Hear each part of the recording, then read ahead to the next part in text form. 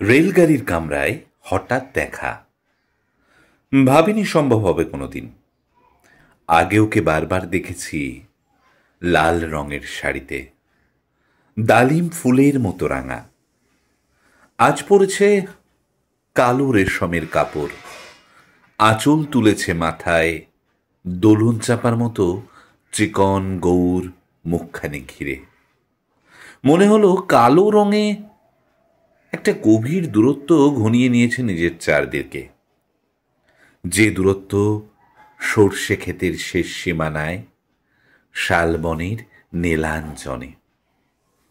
থমকে গেল আমার সমস্ত মনটা।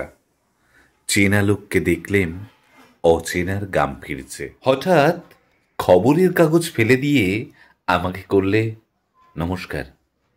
সমাজবিধির পথ গেল খুলে। আলাপ করলেম শুরু।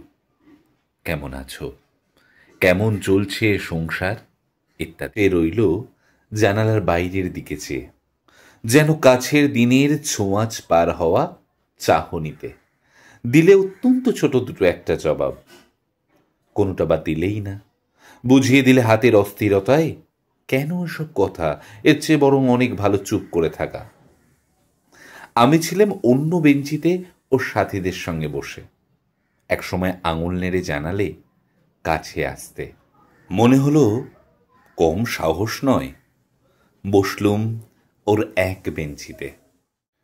গাড়ির আওয়াজের আড়ালে বললে মৃদুস্বরে, কিছু মনে করো না, সময় কোথা সময় নষ্ট করবার। আমাকে নামতে হবে পরের স্টেশনেই, দূরে যাবে তুমি। তাই যে প্রশ্নটার জবাব এতকাল থেমে আছে, শুনব তোমার মুখে। সত্য করে বলবে তো? আমি বললেম, বলবো।